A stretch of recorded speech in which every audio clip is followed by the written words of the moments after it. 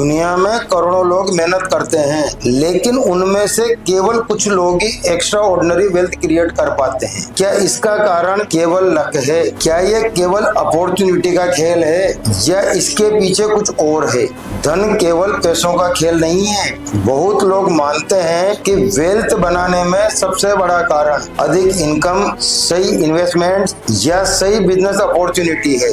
जब researcher successful investors, entrepreneur और innovators का अध्ययन करते हैं तो उन्हें एक सरप्राइजिंग पैटर्न दिखाई देता है। इनकी सक्सेस का मुख्य कारण न कोई स्ट्रेटजी और न ही कोई रिसोर्सेस थे, बल्कि उनकी थिंकिंग अलग थी, उनकी साइकोलॉजी अलग थी। इस क्षेत्र को आधुनिक रिसर्च में कहा जाता है बिहेवियरल फाइनेंस, जो ये अध्ययन करता है कि मानव साइकोलॉजी फाइनेंशियल डिसीजंस को कैसे प्रभावित करती है। लेकिन पहले एक सवाल, आपके हिसाब से वेल्थ क्रिएट करने के लिए कौन सा फैक्टर सबसे अधिक महत्वपूर्ण है? हार्ड वर्क, नॉलेज या माइंडसेट? कमेंट में जरूर लिखें, मैं खुद पढ़ूंगा। मनी मास्टर्स फाइनेंशियल वर्ल्ड को अलग तरीके से देखते हैं। वे केवल नंबर्स नहीं देखते, वे पैटर्न्स देखते हैं। उनकी थिंकिंग में 3 महत्वपूर्ण एलिमेंट्स दिखाई देते हैं। Number 1 probability thinking, number 2 system thinking and number 3 long term perspective. इन तीनों का कॉम्बिनेशन एक कॉग्निटिव एडवांटेज बनाता है, जिसे कहा जाता है mental model. Behavioural finance research बताती है कि फाइनेंशियल डिसीजंस अक्सर इमोशन और मेंटल मॉडल से प्रभावित होते हैं। मनी मास्टर्स अक्सर अनसर्टेनिटी को एक्सेप्ट करते हैं, कैलकुलेटेड रिस्क लेते हैं और लॉन्ग टर्म थिंकिंग को अपनाते हैं। उनकी थिंकिंग अक्सर सिस्टम ओरिएंटेड होती है। सक्सेसफुल डिसीजन मेकर्स अक्सर मेंटल मॉडल्स का उपयोग करते हैं। मेंटल मॉडल का सामान्य भाषा में अर्थ होता है किसी कॉम्प्लेक्स प्रॉब्लम को समझने का एक simple framework. Examples: opportunity cost thinking, probabilistic thinking, compounding mindset. ये फ्रेमवर्क्स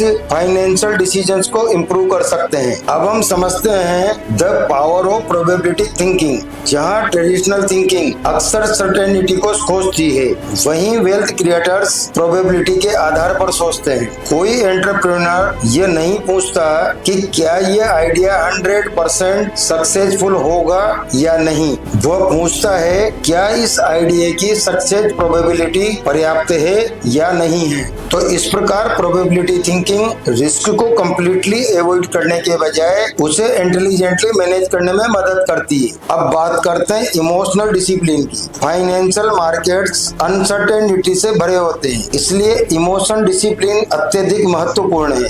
बिहेवियरल फाइनेंशियल रिसर्च अक्सर ये बताती है कि फाइनेंशियल मार्केट में अक्सर 2 बिहेवियर बार बार नजर आते हैं। Number 1 fear and second greed. अक्सर लोग पैनिक में बेच देते हैं और जब मार्केट बढ़ता है तो एक्साइटमेंट में खरीदते हैं। लेकिन मनी मास्टर्स फाइनेंशियल डिसिप्लिन बनाए रखते हैं। वे शॉर्ट टर्म इमोशनल रिएक्शंस के बजाय लॉन्ग टर्म स्ट्रेटजी को महत्व देते हैं। साइकोलॉजी रिसर्च दिखाती है कि सक्सेसफुल एंटरप्रेन्योर्स प्रॉब्लम को एक डिफरेंट तरीके से देखते हैं। जहां लोग ऑब्स्टेकल्स देखते हैं, वहीं वेल्थ क्रिएटर्स पॉसिबिलिटी देखते हैं। इनमें एक विशेष प्रकार की एबिलिटी होती है जिसे कहा जाता है अपॉर्चुनिटी रिकॉग्नाइजेशन, और ये एबिलिटी 3 फैक्टर्स से डेवलप होती है। Number 1 knowledge exposure, number 2 curiosity and experimentation. इस प्रकार अपॉर्चुनिटी रिकॉग्नाइजेशन वेल्थ क्रिएशन का एक महत्वपूर्ण ड्राइवर बन सकता है। अब हम बात करते हैं एक बहुत ही महत्वपूर्ण फैक्टर की, जिसे कहा जाता है the identity factor. Identity psychology बताती है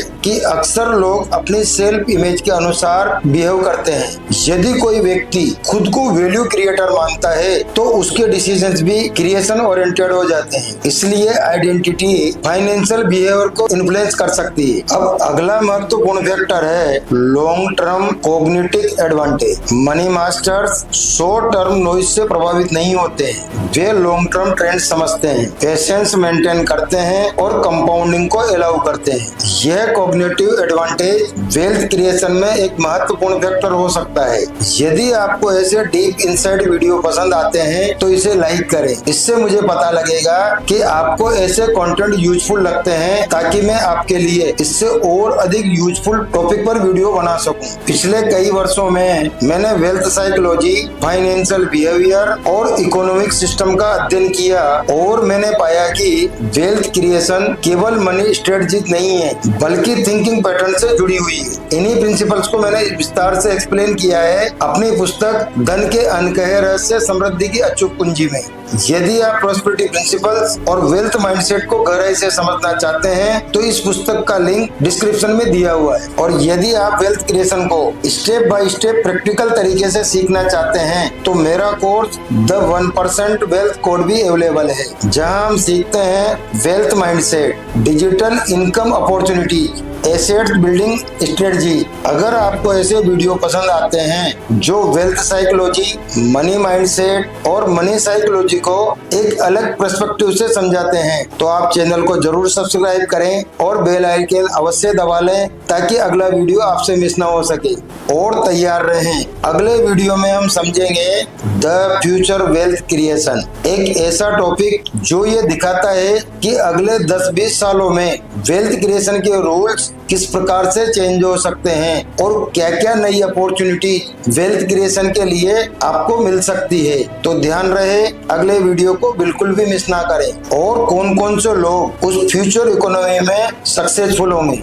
दुनिया में वेल्थ बनाने का एक ऐसा कोड है जिसे स्कूल कॉलेज में कभी नहीं सिखाया जाता है, लेकिन अगर आप इस कोड को समझ लेते हैं तो आपकी फाइनेंशियल थिंकिंग हमेशा के लिए बदल सकती है। अधिकतर लोग जीवन भर पैसा कमाने के लिए काम करते हैं, लेकिन बहुत कम लोग वेल्थ क्रिएट करना सीखते हैं, क्योंकि वेल्थ क्रिएशन केवल मेहनत का परिणाम नहीं है, ये माइंडसेट, हैबिट्स एंड स्ट्रेटजी का परिणाम है। इसी विषय पर मेरी एक नई पुस्तक आ रही है द 1% वेल्थ कोड। इस पुस्तक में मैंने उन प्रिंसिपल्स को सरल भाषा में समझाया है जिनको वेल्थ क्रिएटर्स फॉलो करते हैं। इस पुस्तक में आप सीखेंगे वेल्थ माइंडसेट कैसे विकसित करें, अपने सबकॉन्शियस बिलीफ्स को कैसे बदलें, फाइनेंशियल इंटेलिजेंस कैसे बढ़ाएं, डिजिटल इकोनॉमी में अवसरों को कैसे पहचानें और अपनी वेल्थ लेगेसी यानी कि एक विरासत कैसे बनाएं। यदि आप अपनी फाइनेंशियल जर्नी को अगले स्तर पर ले जाना चाहते हैं तो ये पुस्तक आपके लिए है। नीचे दिए गए लिंक पर क्लिक करें और आप इसे अभी परचेज कर सकते हैं।